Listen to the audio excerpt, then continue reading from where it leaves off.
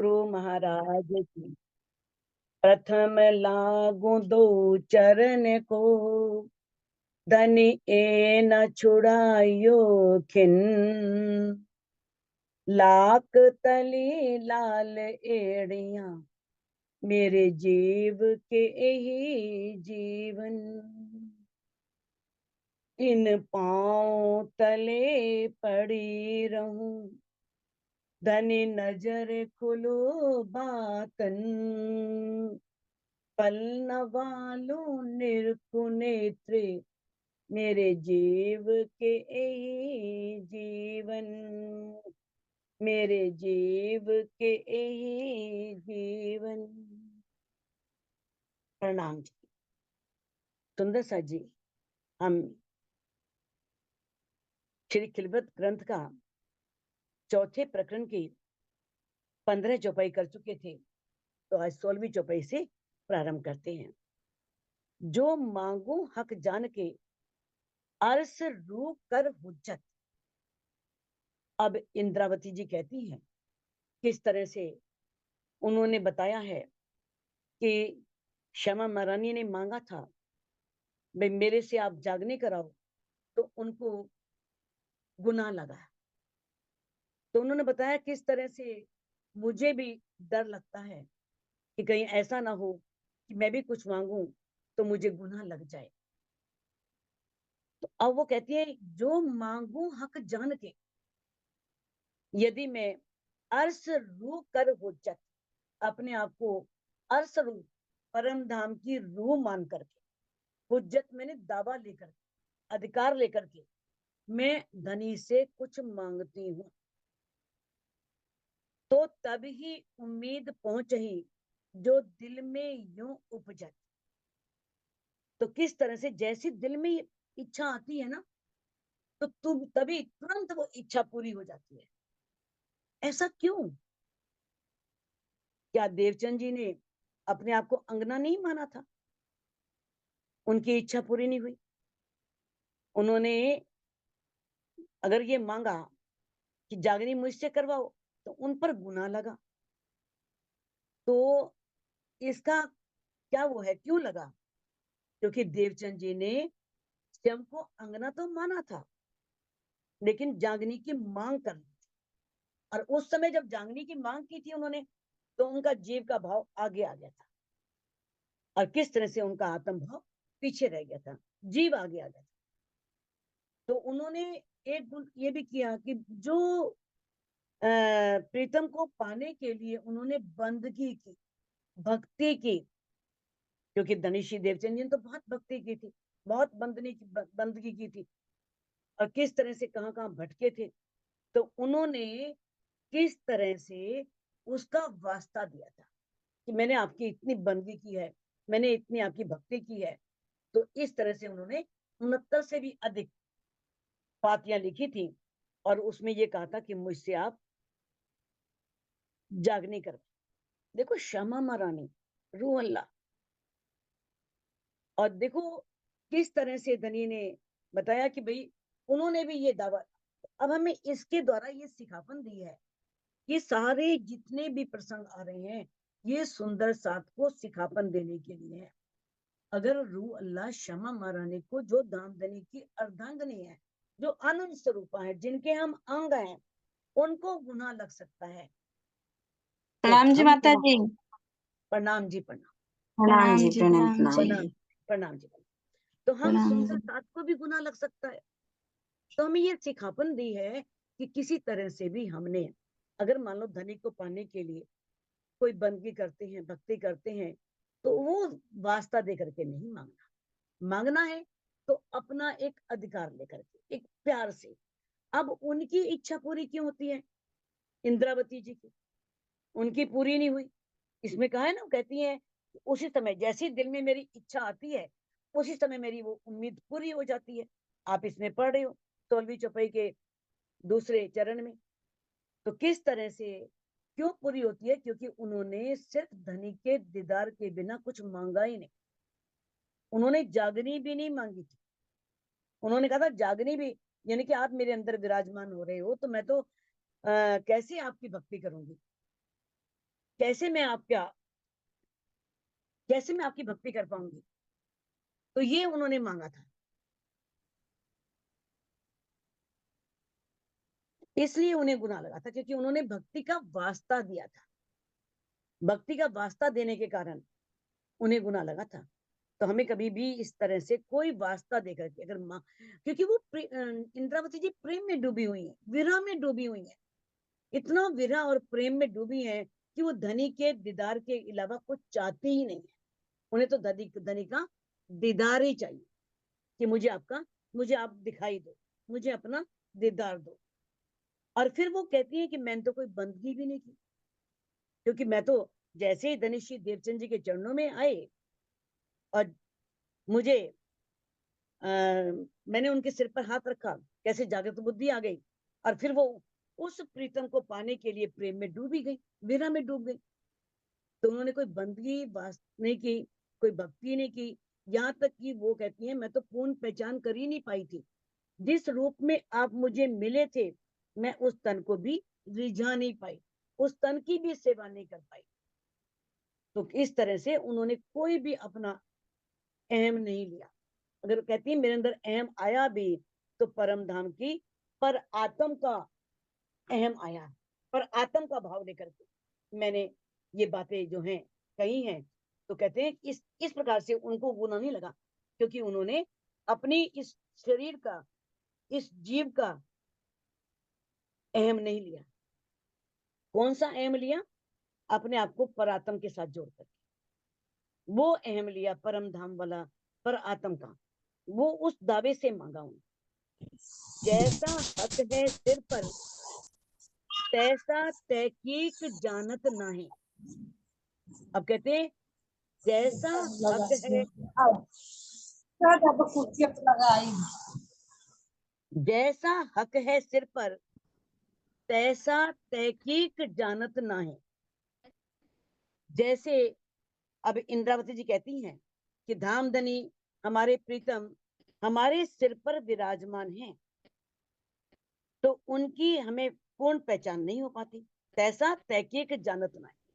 ठीक है, हमने वाणी से तो मान लिया कि धनी हमारे सिर पर खड़े हैं, हर पल खड़े हैं, लेकिन वास्तव में पूरी पहचान, जैसे पूर्ण पहचान की हाँ वास्तव में खड़े हैं, पूर्ण दृढ़ता हमारे अंदर नहीं हो पाती। तैसा तहकीक जानत नहीं।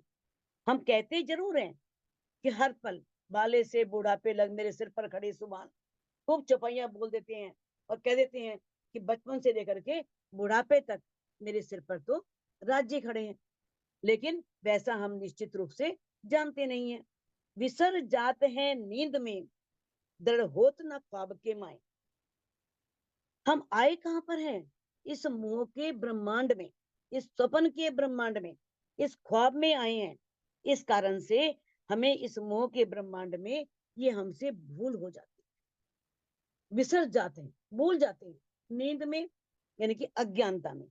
इतनी अज्ञानता है, उस माया का पर्दा इतना गहरा है कि उस अज्ञानता में हम ये सब भूल जाया करते हैं। तो कहते हैं इस सपने के संसार में उनकी पहचान और दृढ़ता जो है वो नहीं हो पाती। इस कारण से हमारे अंदर जो माया ने पर्दा डाला हुआ है, माया जो है वो उस प्रीतम की पहचान करने नहीं देती।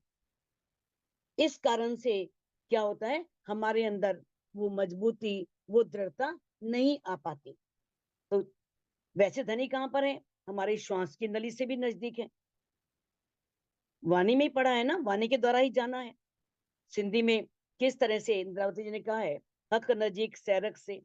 राजी जो है वो श्वास की नली से भी नजदीक हैं, लेकिन ये माया का इतना प्रभाव है कि उसकी अनुभूति नहीं हो पाती, अनुभव नहीं हो पाता। अनुभव हो जाए फिर तो दृढ़ता आ ही जाए, फिर तो पक्का हो जाए कि हाँ वाकई में राज्य हमारे अंदर है। फिर तो एक रूह उन्हें पाने के लिए कितना प्रयास करेगी। तो हमें ये बताया है, इसके द्वारा सिखापन दी है कि ऐसा क्यों होता है, क्योंकि माया का प्रभाव अभी हमारे ऊपर है। अगर माया का प्रभाव हट जाए तो किस तरह से उनका अनुभव होगा, क्योंकि माया एक पर्दा है। वो हमें धनी को पाने में, जैसे मैं खुद ही एक पर्दा है, माया का ही तो रूप है मैं खुद ही भी, अहंकार भी। सारे माया के रूप हैं ये। तो इस तरह से हमें ये जो हमारे विकार हैं, जो हमारे अंदर ये प्रवृत्ति है, जो माया की प्रबलता है, वो हमें धनी को मिलने नहीं देती, धनी की पहचान करने नहीं देती। और हम यही मान लेते हैं कि राजी हमसे बहुत दूर है, वो सुनते ही नहीं, बहुत दूर है परम धाम में, कहाँ सुनते हैं, हमारी बात तो वहां पहुंचती ही नहीं है। तो हम ये मान लेते हैं, लेकिन हमें ये मानना है कि राजी सुनते हैं। लेकिन तहकीक अर्ज पहुंचत है जो पाक दिल करत, लेकिन उसके लिए दिल का साफ होना बहुत जरूरी है। पाक दिल से जब करते हैं, बिल्कुल निर्विकार होकर के, तो निश्चित रूप से हमारी अर्जी उस परमात्मा तक अवश्य पहुंचती है। जो मांग्या है ख्वाब में, सो हके पूरा सब किया। अब इंद्रावती जी कहती हैं कि इस संसार में मैंने धनी से जो मांगा, मेरे प्रीतम ने वो सब पूरा कर दिया, सारी मेरी आवश्यकताएं पूरी की, अवश्य पूरा किया। तो बहुत न मोहे सुध पड़ी, जो ख्वाब के मिने दिया। और उन्होंने इतना दिया, इतना अधिक दिया कि मुझे उनकी तो बहुत सी, जो उन्होंने मुझे न्यामतें दी, जो खजाना दिया, उसकी मुझे पहचान ही नहीं हो पाई, इतना दिया। क्योंकि उन्होंने ख्वाब के मिने दिया, इस सपन के ब्रह्मांड में दिया था। क्योंकि उस समय, जिस समय धनीश्री देवचंद जी के साथ थे, तो उन्होंने सारी बातें की थी, सब बताया था उनको, भविष्य में होने वाली घटनाओं के बारे में बताया था। और किस तरह से कुरान के जो भेद हैं तुम्हारे द्वारा खुले थे, सुने थे उन्होंने, दिल में ले लिए थे, लेकिन पूरा दृढ़ता से उसे अंदर नहीं लिया था। क्योंकि वो कहते हैं जो ख्वाब के मिने दिया, उस समय मैं भी ख्वाब में, मैं भी अज्ञानता में थी। अज्ञानता क्यों कहा है? क्योंकि वो उनके अंदर बैठे युगल स्वरूप की पहचान नहीं कर पाई थी, इसलिए उन्होंने कहा है कि उन्होंने ख्वाब के अंदर जो मुझे बहुत सी नियामतें दी, बहुत सा खजाना दिया, मैं उसको ले नहीं सकी, मैं उसके पात्र नहीं बन सकी। तो ये सौभाग्य जो है ना, किसी विरले सुंदर साथ को मिलता है, जो पहचान के पूरा लाभ उठा लेता है और वो धनी को पा लेता है। जो मैं मांगू जाग के, और जागे ही मैं पाऊं। अब इंद्रावती जी कह रही हैं, यदि मैं धनी के द्वारा, जो धनी ने मुझे बातें कही हैं, अब जाग के मांगना क्या है, जाग के मांगने का मतलब क्या है? हम बैठे, हम भी जाग ही रहे हैं, कोई नींद में थोड़ी है।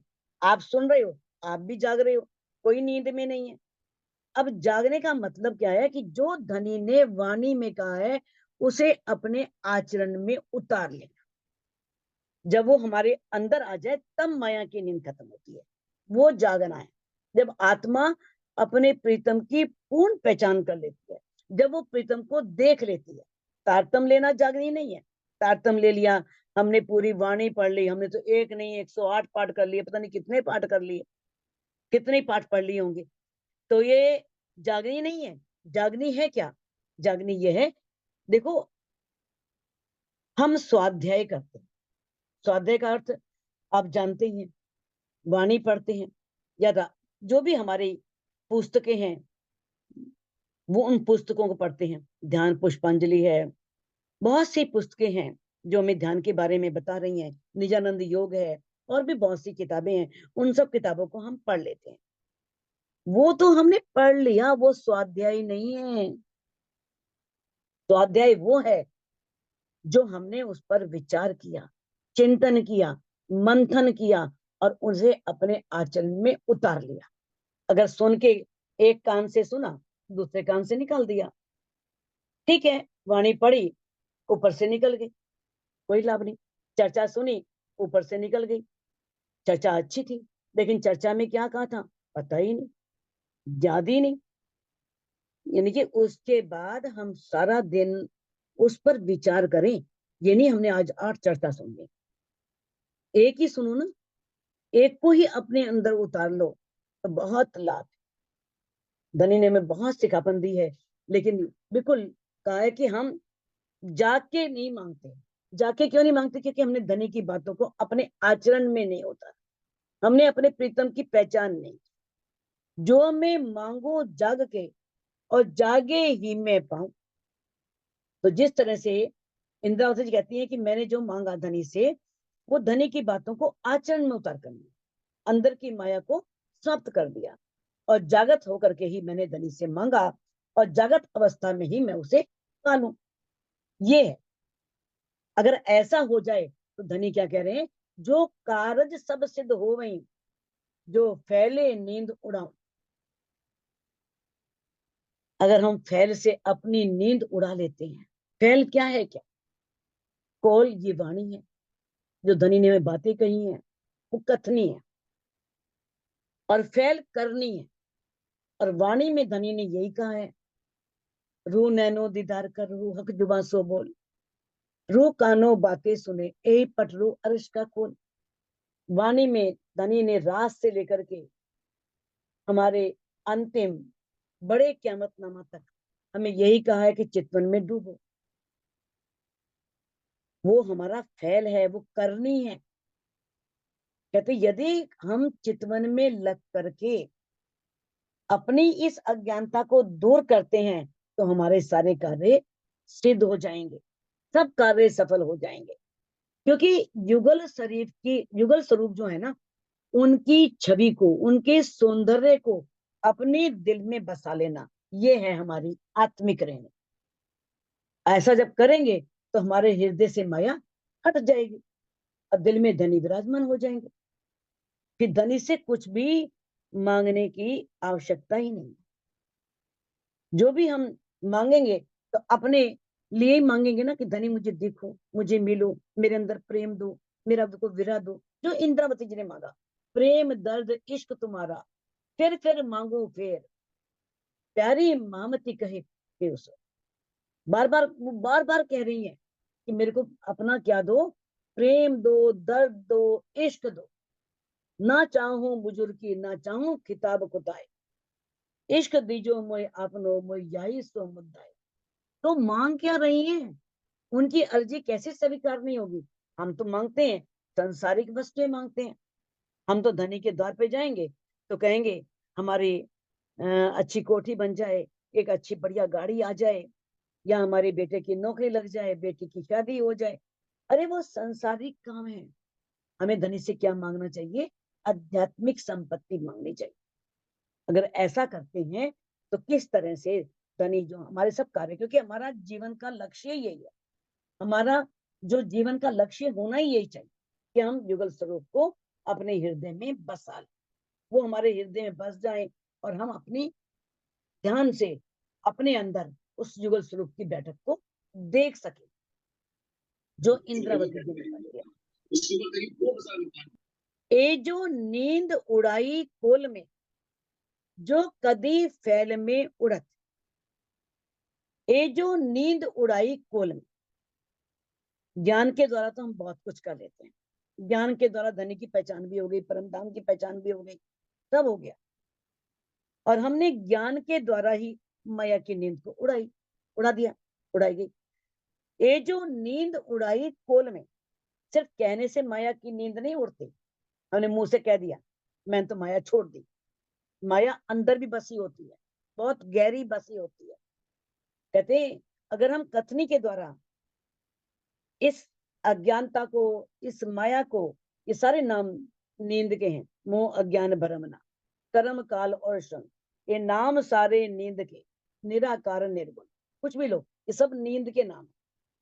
तो कहते हैं यदि हम इस नींद को, इस अज्ञानता को सिर्फ कथनी के द्वारा उड़ाते हैं, वाणी के द्वारा, यदि हम उसे फैल में उड़ा, यदि हम वैसा करें, वास्तव में उड़ा दें, वो हमारे करनी में आ जाए, जो वाणी में लिखा है वो हम आचरण में उतार लें, अपने व्यवहार में ले आए, तो निस्बत इनकी हक्सो आवत अर्थ लज्जत। अब कहते हैं किस तरह से जिनकी निस्बत उस पूर्ण ब्रह्म परमात्मा से है, तो उन्हें किस तरह से आवत अर्थ लज्जत, वो परम धाम की लज्जत आने लगेगी, परम धाम का अनुभव आने लगता है, होने लगता है। अब इसमें हमें धनी ने बताया है कि हमने ज्ञान दृष्टि से तो हम चिंतन भी कर लेते हैं, मनन भी कर लेते हैं, मान भी लेते हैं हर बात को, कि हमारे मूल तन परम धाम में विराजमान है, सब जानते हैं। फिर भी माया के विकारों का कोई भी असर, अगर ऐसा मान लेते तो माया के विकार असर नहीं कर सकते। अगर माया का विकार असर कर रहे हैं, इसका मतलब हमने कथनी द्वारा माना है, हमारी आत्मा ने उसे भी स्वीकार नहीं किया। हम सिर्फ मुंह से बोल रहे हैं, और हमारी आत्मा भी अगर ये मान लेती है कि हम परात्म की सुरता है, धनी के चरणों में बैठी है, तो उस पर माया का कोई प्रभाव नहीं। तो इस तरह से धनी ने बताया है कि अगर हम कथनी द्वारा माया की नींद को उड़ा रहे हैं, हमारी आत्मिक दृष्टि से हमें अपने मूल तन के युगल स्वरूप का दीदार करके हमें दीदार नहीं हो रहा, तो ये कथनी द्वारा है। अब हमें किस तरह से करनी द्वारा ये सब करना है, अपनी नींद को उड़ाना है, आचरण में ये सब लानी है, और उस नींद को समाप्त करना है। यानी कि आगे पढ़ोगे कियामतनामा में आएंगे सारा, कहने सुनने गई रात में आया रहने का दिन, सारी चपाइयां आगे आएंगी। तो अब धनी ने हमें कथनी से निकालनी है कि सिर्फ कहो मत नहीं, जो बातें धनी ने कही हैं उनको अपने आचरण में उतार, तब होगा। इस चौपाई का जो है वो यही भाव है जो मामती जी कह रही हैं कि अगर मान लो कुछ ऐसा हो रहा है तो उसका मतलब यह है कि जो आपकी पहचान हुई है वो कथनी में है, आगे सिर्फ मुख से कहा जा रहा है मैं धनी को पहचान, मुझे पता है मेरी आत्मा के प्रीतम प्राण वल्लभ है। वास्तविक पहचान क्या होती है? जब रोज चितवनी में देख ले, वो चितवनी में लगती है, उसकी चितवन लगनी शुरू हो जाती है, वो करनी है।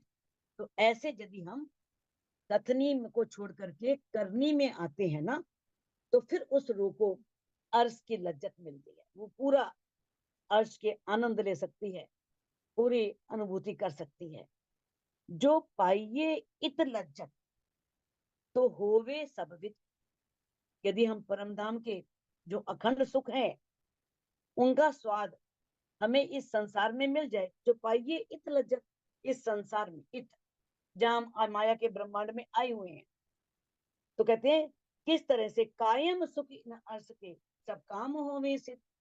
तो परम धाम के सुख तो अखंड है, कभी मिटने वाले नहीं है, तो उस रूह के सभी कार्य सिद्ध हो जाए। ठीक है, माया नहीं मिलेगी, बहुत बड़ी कोठी नहीं मिलेगी, कार बंगला नहीं, कोई साथ थोड़ी लेके जाना है। अगर हम अच्चातीत का प्रेम और आनंद पाना ही हमारे जीवन का उत्तम लक्ष्य है, यही हमारी उपलब्धि है। यदि हमने धनी का प्रेम पा लिया, आनंद पा लिया, बाकी इस सांसारिक सुख सुविधाएं सब बेकार, सब व्यर्थ, सब कुछ भी नहीं है। तो इस लक्ष्य को प्राप्त करना ही धनी ने हमें सिखापन दी है कि हमारा सब सर्वोत्तम लक्ष्य यही होना चाहिए कि हम धनी के प्रेम को और आनंद को प्राप्त करें। दोनों ना पाइये इत लज्जत जो फैलना आवत हार। कहते हैं जब तक इस संसार में परम धाम की लज्जत नहीं मिलती, जब तक करने के द्वारा रहनी नहीं आती, हम रहनी में नहीं आते। अब वो कहते हैं हाल, अब ये बात कह दी फैलना आवत हार, अभी 20वीं चौपाई में कहता कि कथनी से करनी में आ जाओ, लज्जत मिल जाएगी। और यहाँ कह रहे हैं लज्जत लेने के लिए करनी से रहनी में आना पड़ेगा। तो बताओ, लग रहा है ना कि कैसी अजीब बात कह दी। वहां तो कहा है कथनी से करनी में आ जाओ, फैल में आ जाओ, आप परम धाम की लज्जत ले लोगे। और यहाँ पर क्या कह रहे हैं? तो लो, तो ना पाइये इत लज्जत, तब तक इस संसार में परम धाम का स्वाद नहीं मिल सकता, जब तक फैल से हाल ना आए, चितवनी कर करके आपके विकार दूर ना हो, आपकी रहनी ना सुधर जाए। तो यहाँ पर कह रहे हैं रहने के लिए। तो ये जैसे हम कहते हैं ना ध्यान करना, और ध्यान की जो उच्च अवस्था है वो क्या है? समाधि। ध्यान की चरम सीमा समाधि है ना। अगर मान लो कोई व्यक्ति ध्यान करता है, अगर 15 मिनट 20 मिनट बैठ गया, आधा घंटा बैठ गया, तो ध्यान होता है, वो समाधि नहीं होती। ध्यान भी तभी होता है जब इंसान एक कोई रो जो है वो लगातार बिना हिले डुले 3 घंटे उसके आनंद में डूबी रहे। तो ध्यान की उच्च अवस्था क्या है? समाधि है। वैसे ही जो फैल है ना, फैल की जो उच्च अवस्था है वो रहनी है। जो चितवन करेगी वो रहनी में आएगी आएगी। धीरे धीरे उसका क्रोध भी कम होगा, उसके विकार भी कम होंगे, उसकी सांसारिक इच्छाएं भी कम होंगी, तृष्णाएं भी कम हो जाएंगी। तो ये क्या है? ये वास्तव में करने का जो चरम सीमा है। आप चितवनी करते करते अगर हाल में आ गए, रहनी में आ गए, क्योंकि जो पूर्ण ब्रह्म परमात्मा है वो क्या है? शांति का सागर, माधुर्यता का सागर, आनंद का सागर। और आपके अंदर आनंद दूर तक नहीं है, कोसों तक नहीं है। शांति नाम की चीज ही नहीं है। क्रोध पल पल आता है। तो इसका मतलब आप रहनी में तो नहीं आए ना। अगर वो अंदर आ जाए तो क्या ये बातें होंगी? तो यहाँ पर कोई ऐसा नहीं है कि 20 चपाई में तो कह दिया कि जैसे ही आप कथनी से करनी में आओगे आपको लज्जत आनी शुरू हो जाएगी। तो करनी भी कौन सी? हम करने तो लगे लेकिन रहनी नहीं आई हमारे यहाँ। हम चितवन कर रहे हैं, वो चितवन ही नहीं होगी, वो तो एक दिखावा होगा। बाह्य रूप है वो, हम लोगों को दिखा रहे हैं कि हम तो बहुत चितवन करते हैं, सवेरे भी बैठते हैं, शाम भी बैठते हैं, रात भी बैठते हैं। अगर मान लो युगल स्वरूप हमारे अंदर, हमारी रहनी नहीं बदल रही, हमारे अंदर हमारे मुख से मधुर वचन ही नहीं निकल रहे, हमें अंदर आनंद की अनुभूति हो ही नहीं रही, कैसे भी कष्टों में रहे, तकलीफ में रहे, कैसी अवस्था में रहे, लेकिन हमारे अंदर एक शांति होनी चाहिए, एक आनंद होना चाहिए। तो ये जो है ना, तो जब तक ऐसी स्थिति नहीं आती ना, हम रहनी में नहीं आते। आपने भजन सुना है, रहनी बिना कोई काम नहीं हो सकता। चाहे कितनी वाणी पढ़ लो, सारी चौपाइयां याद कर लो, चाहे कितनी चर्चनी समझ लो, कितनी चितवन कर लो, कुछ भी कर लो, वो चितवन नहीं है। वो तो लोगों को दिखाने के लिए हम कर रहे हैं। कमरे में बैठ के जाकर के 2 घंटे हम बाहर नहीं निकल रहे हैं, हम तो चितवन कर रहे हैं। अगर रहनी नहीं आई तो इसका मतलब चितवन नहीं लगा। तो ये बताया है हमें कि किस तरह से जब तक हम रहनी में नहीं आते तो हमें करने का, अगर मतलब बैठ रहे हैं हम, चित्त ध्यान तो कर रहे हैं, लेकिन उससे थोड़ा सा भी लाभ, बस आंशिक लाभ, हल्की सी झलक मिल जाएगी। कभी कभी पाक की मिल जाएगी, कभी घुंघरू दिख जाएंगे, कोई जरा सा केश दिख जाएंगे, आंशिक थोड़ा सा लाभ होता है करने से। लेकिन वास्तविक जो पूरी लाभ है तब होता है जब एक रूह अपने आप को पर आत्म स्वरूप मान ले। कहते हाल आए क्यों सह सके, विचोहा नूर जमाल। जब हाल आ जाएगा ना, देखो, हाल रहनी कहाँ है, कॉल कतरी को कहा है, फैल करने को कहा है। अभी आप आगे चपाई पढ़ोगे तो हाल रहनी तभी आएगी जब अंदर जुगल स्वरूप विराजमान। जैसे ही रहनी आएगी ना, धनी तो कहते हैं, अगर हमारे अंदर वाहिदत आ गई ना तो आपको परमधाम दिखेगा। लेकिन वाहिदत आनी ही मुश्किल है, एक दिली आनी ही मुश्किल है। तो कहते हैं हाल आए क्यों सह सके, बिचोहा नूर जमाल। जो एक रूह है ना, अगर उसके अंदर ये रहनी आ जाए ना, कैसे मधुर वचन बोल रही है, कैसे हर एक के अपमान को भी सहन कर रही है, लेकिन प्रतिकार नहीं कर रही, आगे से नहीं बोल रही, ऐसी रहनी आ जाती है, फिर वो कभी भी रूह नूर जमाल का, उस प्राण प्रीतम का, अचरातीत का विछोड़ा सहन नहीं कर सकती। वो उनका वियोग सहन नहीं कर सकती। ऐसा हक है सिर पर, कर दई हक पहचान। धामधनी ने हमें इस ब्रह्मवाणी के माध्यम से हमें ये पहचान तो करवा दी कि हमारे जो धामधनी है, प्राण प्रीतम है, अक्षरातीत है, वो परिपूर्ण है, समर्थ है और मेर के सागर हैं, आनंद के सागर हैं। उन्होंने पहचान करवा दी। अब आगे इंद्रावती जी कहती हैं, यानी कि उन्होंने किस तरह से हमें निज स्वरूप की पहचान तो कराई ना, कि हम आत्म है, हम पूर्ण ब्रह्म परमात्मा की ब्रह्मात्मा है, अक्षरातीत है, कि अक्षरातीत की ब्रह्मात्मा है, उस पूर्ण ब्रह्म परमात्मा की। ऐसी हक की मैं जोरावर, ये जो मैं होती है ना, मैं पूर्ण ब्रह्म परमात्मा की ब्रह्मात्मा, मैं ब्रह्म सृष्टि हूँ, ये दावा लेना, ये मैं बहुत जोरावर है, बहुत शक्तिशाली। तो कैसे प्रकार से इंद्रावती कहती हैं कि उनके अंदर, हमारे अंदर नहीं, इंद्रावती के अंदर ये सिखापन है हमारे लिए कि ऐसा करेंगे तो धनी अवश्य दीदार देगी। अब मेरे अंदर इंद्रावती जी कहती है हक की मैं आ गई, ऐसी हक की मैं आ गई, यानी कि मुझे अपने प्रातम स्वरूप की पहचान हो गई। वो आप श्री बीतक साहिब में पढ़ी चुकी हो, किस तरह से उन्होंने कितनी कसने करी। उन्हें लगा कि मेरे सतगुरु को दिखता है, मुझे क्यों नहीं दिखता, हम एक ही परम धाम से आए हैं, हम एक ही हैं सब। तो किस तरह से उन्होंने अपना अन्न छोड़ा, मित्रों को छोड़ा, अपने घर के सारे आभूषण ला करके सतगुरु के चरणों में रख दिए, फिर भी कह रहे हैं कि मेरे को बताओ मेरे अंदर अवगुण कहाँ है। कहते तो इंद्रावती है, पाक साफ है, तेरे में अवगुण कहाँ से। लेकिन फिर भी कसनी करे जा रहे हैं, करे जा रही है कसनी।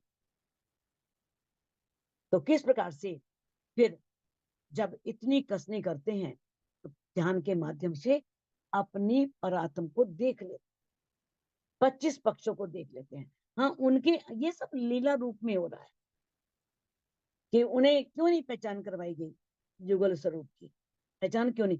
क्योंकि वो भी अगर पहचान कर लेती, उनकी सेवा में लग जाती, तो शायद उनके अंदर भी मैं आ जाती कि मैं तो इनकी बहुत सेवा की, मेरे को फिर भी नहीं दिख रहा।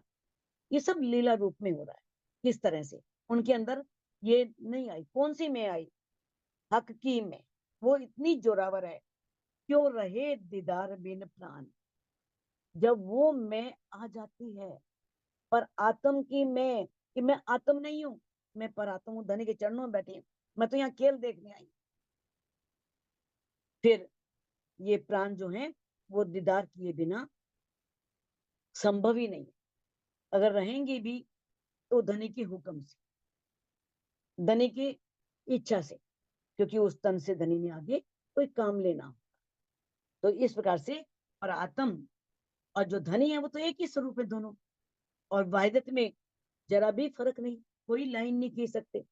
जो राज्य के दिल में वो सब परात्म के दिल में। इसी को हक की मैं कहा है। जब शरीर से और जीव भाव को बिल्कुल छोड़ देने पर एक रूप प्रीतम के विरह में डूबती है, तब ऐसी अवस्था आती है कि वो दर्शन के बिना रह नहीं सकती। जब तक धनी दीदार ना दे, उसका एक एक पल बीतना उसके लिए बहुत मुश्किल हो जाता है, बहुत कठिन हो जाता है। ए जो मैं खुदाई की, क्यों रहे दीदार बिन। अब इंद्रावती जी कहती हैं कि मेरे अंदर कौन सी मैं है? खुदाई की, उस प्रीतम की, उस प्राण वल्लभ की मैं आ गई। अब जब उसकी मैं आ गई तो क्यों रहे दीदार बिन।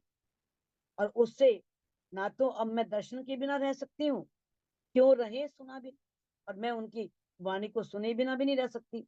मीठे पीव के वचन, जो मेरे प्रीतम की मधुर वाणी है, माधुर्यता से भरी हुई, जब वो बोलते हैं तो किस तरह से मुख से रस टपकता है। तो उनके मीठे वचनों को मैं सुने बिना कैसे अपना शरीर रख सकती हूँ। तो कहते हैं जैसे ये हमारा शरीर है ना, जो आपको दिख रहा है स्थूल शरीर है, और जो जीव है ये ही परमात्मा को पाने में बाधक है। इंद्रावती जी ने इनको देख छोड़ा। कहती है ना, मैं छोड़े सुख सुपन के, नजरों आए सुख अखंड। कहते मैंने सपन के सुख छोड़ दिए क्योंकि अखंड सुख नजर आने लगे। अब हम कहेंगे उनको तो नजर आ गए थे तो उन्होंने छोड़ दिए, हमें तो नजर नहीं आए, हमें नजर आएंगे हम भी छोड़ देंगे। पहले उनके अनुसार आचरण तो करना है। धनी तो कहा है, इश्क क्यों ना उपजे, वो करना सोई उद्यम। वही उद्यम करना पड़ेगा, वही प्रयास करना पड़ेगा। आगो पांव रखिए जो हादिए धरे कदम। हमें जो आगे पांव रखना है ना, अपने हादी ने जो करके दिखाया वैसे उनके कदमों पर कदम रखना। तब हम दावा ले सकते हैं कि हम उनके बिना रह नहीं सकते। उनकी बिना बातें सुने कैसे रह सकते हैं? जो इंद्रावती जी की अवस्था हुई, किस तरह से अंत में वो रह नहीं सकी, उन्हें आखिर किस तरह से समाधि लेनी पड़ी, किस तरह से वो गुम्मट जी में नीचे तरहटी में चंदन के झूले पर विराजमान हो गए, और उनका मन करा कि बस अब मैं परम धाम को देखूं, अपने प्रीतम को ही देखूं और कुछ ना देखूं। उस तन से वाणी उतरनी थी, वाणी उतरी, सुंदर साथ जाग रहे हैं, लेकिन वो अब भी हमारे साथ हैं। कहते हैं एक पल जात पीऊ दीदार बिना, बड़ा जो अचरज एक। ठीक है, धनी ने उनके सिर पर जिम्मेवारी दी थी, उत्तरदायित्व दिया था, उनको पूरा करना था, वो जिम्मेदारी को निभाना था। और जैसे ही वो जिम्मेवारी पूरी हुई तो उस समय कैसी उनकी अवस्था हो गई। एक पल जात पीऊ दीदार बिना, अगर पीऊ के दीदार के बिना एक पल भी जा रहा है ना, बड़ा जो अचरज है, बड़ा आश्चर्य होता है कि उसके बिना ये समय बीत कैसे रहा है, ये पल बीत कैसे रहा है। ए जो मैं है हक की, तो क्यों खड़ी बिछोहा ले। अगर इसके अंदर उस परात्म की मैं आ गई है, धनी की मैं आ गई है, और विरह की अवस्था भी है, लेकिन धनी के बिना मैं इस संसार में रह क्यों रही हूं, ऐसा उनके मन में ऐसा आया। क्योंकि बताया है कि निज स्वरूप की पहचान, अगर मान लो ज्ञान दृष्टि द्वारा कही गई है, तो ज्ञान के द्वारा तो ईमान आता है, समर्पण का भाव आता है, और उससे विरह का रस प्रकट होता है। जैसे ही ज्ञान के द्वारा धनी पर विश्वास आया और हमारे अंदर भावना आई समर्पण करने की, तो ये भावना आते ही विरह आएगा अंदर, और फिर विरह प्रेम में जब एक रूह डूबती है, तब उसे अपनी परात्म का दीदार होता है, तब उसे अपना परात्म दिखनी शुरू होती है, जो अपने निज स्वरूप की वास्तविक पहचान है। बहुत अच्छा स्वामी जी ने वाणी के द्वारा बहुत क्लियर किया है, बहुत स्पष्ट किया है। यानी कि इसे पढ़ने के बाद शायद पूरी वाणी को अगर ध्यान से पढ़ लिया जाए ना, तो किसी रूह के दिल में एक प्रश्न भी नहीं उठेगा। अगर प्रश्न उठ रहा है, इसका मतलब उसने वाणी का अच्छी तरह से मंथन नहीं, वाणी को अच्छी तरह से पढ़ा ही नहीं। छल में आप दिखाइया दिया अपना इलम। कहते हैं धनी छल में, छल क्या है, ये ब्रह्मांड, ये माया का ब्रह्मांड जो धोखे से भरा है, जिसमें प्रपंच ही प्रपंच है। कहते छल में आप दिखाइया, कि इस छल में भेज करके, इस माया के ब्रह्मांड में भेज करके आपने हमें क्या दिखाया, हमें माया का खेल दिखाया। दिया अपना इलम, और हमें अपना इलम भी दिया। इंद्रावती जी के धाम हृदय में बैठ करके ये वाणी भी उतारी, अपना सारा ज्ञान भी दिया। अब इस तरह से बाकी रूहों को भी इस ब्रह्मवाणी के माध्यम से धनी पहचान दे रहे हैं, धनी सब ज्ञान दे रहे हैं। मैं आप पहचान ना कर सकी, ना कचित लेनिया खसम। ये हमारे लिए, इंद्रावती जी के लिए नहीं है। कहती है फिर भी मैं अपने स्वरूप की पूरी पहचान नहीं कर सकी, ना ही मैं आपकी पहचान कर सकी, आपके प्रीतम की पहचान कर सकी। क्या इंद्रावती जी की ऐसी अवस्था थी? उन्होंने तो निज स्वरूप को देख लिया था, अपनी परात्म देख ली थी, और प्रीतम उनके अंदर विराजमान है। उनका भी उन्होंने हफ्ते में दीदार कर लिया था, दर्शन कर लिए थे उस प्राण प्रीतम के। फिर ये जो बात कही गई है ना, ये हम सब सुंदर साथ के लिए है, कि धामधनी ने इस माया के ब्रह्मांड में ये ब्रह्मवाणी हमारे लिए भेजी। ब्रह्मवाणी से हमें अपने घर की अपनी पहचान करा रहे हैं, हमें अपने निज स्वरूप की पहचान करा रहे हैं। लेकिन फिर भी हम निज स्वरूप की पहचान नहीं कर रहे, धनी की पहचान नहीं कर रहे। क्या मतलब इसका? चितवनी में नहीं डूब रहे, ध्यान नहीं कर रहे। जब तक चितवन नहीं लगेगी, नहीं लगेगी, जब तक धनी के प्रति विरह नहीं आएगा, प्रेम नहीं आएगा। जब प्रेम और विरह आएगा, तो चितवन स्वयं लगनी प्रारंभ हो जाएगी। धनी मेरा अर्श का, मैं तुम्हारी अर्धांग। अविंदव जी कहते हैं कि है मेरे प्राण प्रीतम, है मेरे प्राणेश्वर, आप मेरे धाम के धनी हैं। धनी मेरा अर्श का, आप मेरे अर्श के धनी हैं। मैं तुम्हारी अर्धांग, और मैं तुम्हारी अर्धांगनी हूं, मैं तुम्हारी ही अंग हूं। बेक बदल सुनाए वचन, किया दीदार बदल के अंग। कि किस तरह से आपने ही तो धनी श्री देवचंद जी के धाम हृदय में विराजमान होकर मुझे वचन सुनाए थे, तारतम्य ज्ञान की बातें बताई थी। और फिर उस तन को छोड़ करके दिया दीदार बदल के अंग, अंग उस तन को छोड़ना, बदलना, अंग को छोड़ देना। अब उस अंग को छोड़ करके, उस तन को छोड़ करके मुझे हवसे के अंदर दर्शन दिए। कैसे दर्शन दिए? आवेश स्वरूप दर्शन दिए। तो जो हवसे में इंद्रावती जी को दर्शन हुआ था वो परम धाम के ही श्रृंगार में था। और उन्होंने अपनी इन आंखों से, अतम चक्षुओं से कहते हैं, युगल स्वरूप को साक्षात देखा था। मैं बीच फरामोशी के तुम आए सूरत बदल। अब कहते हैं मैं तो इस सपन के ब्रह्मांड में हूं, यहाँ फरामोशी है, और इस फरामोशी के ब्रह्मांड में जहाँ एक रूह के ऊपर माया का पर्दा है, और तुम कैसे आ गए? तुम आए सूरत बदल, और तुम सूरत बदल करके, अपना रूप बदल करके आए थे। पहचान क्यों कर सकूं इन वजूद की अकल। तो मैं पहचान कैसे कर सकती हूँ? क्योंकि अकल तो इसी तन की है ना, इस सपनमयी ब्रह्मांड की है।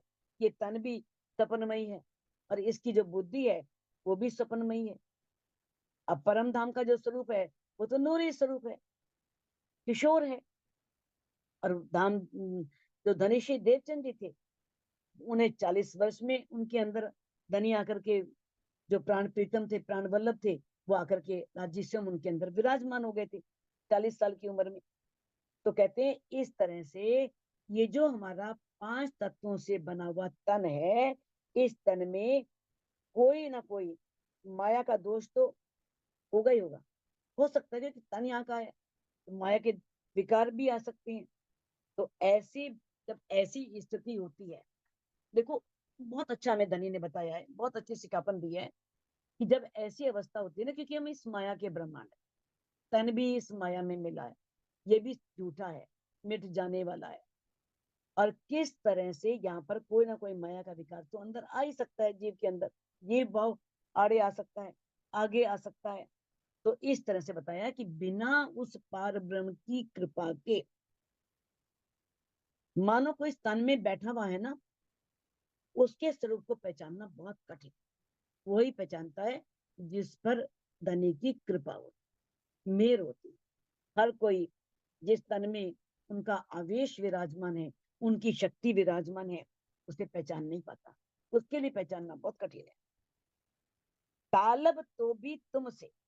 अब इंद्रावती जी कहती है बस अगर मांगने की इच्छा है तो आपसे ही है, और किससे मांगू? आपके अलावा कौन है हमारा? कौन हमें देगा? मैं तो एक आपको ही स्वीकार किया है। तालब तो भी तुमसे, मांगने की इच्छा। तालब कहते हैं मांगने की इच्छा, चाहना। इश्क नहीं तुम बिन, आपके बिना हमें किसी से इश्क ही नहीं है, किसी से प्रेम ही नहीं है। शब्द सुख भी तुमसे, तुम ही दिया दर्शन। जो भी मैंने वाणी चर्चा सुनी, वो सुख भी आपने ही दिए, और आपने ही मुझे दर्शन दिया, आपने ही मुझे दीदार दिया। तो बताओ मैं अब किससे मांगू? कौन है मेरा? किससे मैं वो मांग करूं? ए उपजावत तुम्ही दिखलावत, तुम्ही खेल खिलावत, तुम्ही समय बदलत। अब कहते हैं अब जब समर्पण की भावना आ जाती है, एक रूह समर्पण में डूब जाती है, और उसके अंदर माधुर्यता भी आ जाती है। तो जब ये समर्पण की भावना है, माधुर्यता की भावना है, ये कौन पैदा करने वाला है? धनी तो है ना, वही तो उपजाते हैं। ए उपजावत तुम्ही, मैंने कुछ नहीं किया, मैंने कोई समर्पण नहीं किया, वो आपने ही उपजाया और मेरे से हो गया। और कहते देखो अपने ऊपर नहीं किया कि मैंने समर्पण किया, कहते वो समर्पण के भाव भी आप ही लेकर के आए थे। अगर हम धनी से मांगे धनी हमें विरा दो, विरा दो, विरा दो, वो भी एक गुनाह है। क्योंकि विरा किसी के देने से नहीं आता, विरा अंदर से आता है। किस प्रकार से विरा आता है? कब आता है? जब अंदर दर्द होता है उस प्रीतम से मिलने का, और उसके न मिलने पर जो दर्द होता है वो विरह है। कहते हैं दुख से विरह उपजे, विरह प्रेम इश्क, प्रेम इश्क जब आ गया तो नैचे मिलिया हक। किस तरह से उस दुख से प्रेम उपजता है, जब दुख आता है अंदर, क्यों मिल क्यों नहीं रहा? अगर वो मेरा है, मैं उसकी अर्धांगिनी हूँ, मैं ब्रह्म सृष्टि हूँ, तो मिलता क्यों नहीं? कहते तुमने ही तो समर्पण की भावना उपजाई, तुम ही दिखलावत, और आप ही से हम आपने अपना स्वरूप भी दिखाया, तो तुम ही खेल खिलावत। अब ये सब स्वरूप दिखाने के बाद ये तन कैसे रह रहा है? नहीं रह सकता ना। तो माया का ये खेल भी आपकी ही कृपा से देखा जा रहा है, आप खिला रहे हैं। तुम ही समय बदलत, तो इस तरह से आप ही समय को बदलते हैं। अब समय का बदलना क्या है? जैसे परिस्थितियों का बदलना। कभी इंद्रावती जी की परिस्थिति कुछ और थी, आगे कुछ और थी, अंत में कुछ और है। ऐसी हर रूप की है। कोई रूप बहुत माया में लिप्त होती है, बड़ी घनी माया में डूबी होती है, धीरे धीरे धीरे धीरे कैसे उसके अंदर उनके प्रति प्रेम आता है। ये परिस्थितियां बदलना कैसे? तो ये परिस्थितियां भी जो अध्यात्म की मार्ग पे चलते हुए एक आत्मा जो अनुभव करती है, वो परिस्थिति भी आप ही लाते हैं, आप ही कराते हैं। तो यहाँ पर पूर्ण समर्पण कि राजी जो है वो वाहिदत और मार्फत के स्वरूप हैं। वो सभी को एक साथ ही, भाई अगर वो मार्फत के स्वरूप हैं, वाहिदत के स्वरूप हैं, तो सबको एक साथ दीदार क्यों नहीं देते भाई? सबको दीदार दे।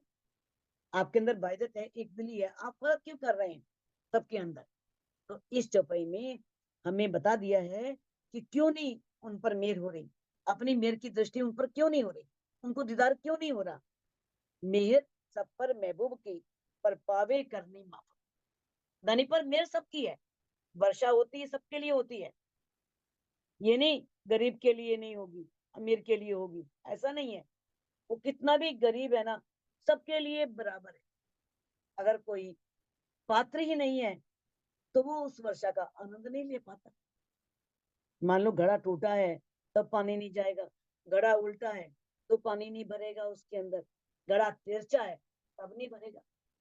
तो तिरछा होना क्या है? संदेह, टूटना, भ्रांति, उल्टा होना, माया की ओर लगे होना। तो कैसे मेहर होगी? कहते ना, बस वही है कि करनी माफक मिलता है, जितना आप करते हो। अगर मान लो आप चितवनी में लगे हो, थोड़ी झलक कभी मिल जाती है, रहनी नहीं आई तो रहनी आएगी तो पूर्ण दीदार होगा। परमधाम तो वाहिदत है, एक दिली है, वहां सबको इकट्ठे जागना, घोड़े भेले जागसी भेले, हम इकट्ठे आए हैं, इकट्ठे जाना है। लेकिन इस संसार में, इस माया के ब्रह्मांड में हमें करने के माफक ही मिलेगा। धनी ने वाणी में कह दिया, ले आओ प्यार करो दीदार, प्रेम करो और दीदार कर लो। तो इस तरह से हमें जो, अगर धनी के प्रति इतना प्रेम आता है तो धनी का दीदार होता है। तो हमें इस तरह से फिर वो आत्मा उस धनी के प्रेम में, उनके आनंद में डूब जाती। तो सुंदर साथ जी इस चौपाई को अनम्यूट करके आप दोहरा सकते हैं। ए उपजावत तुम ही, उपजावत तुम ही, तुम ही दिखलावत, तुम ही दिखला, तुम ही खेल खिलावत, तुम ही समय तुम ही बदलत, तुम ही समय बदलत। तो श्री श्याम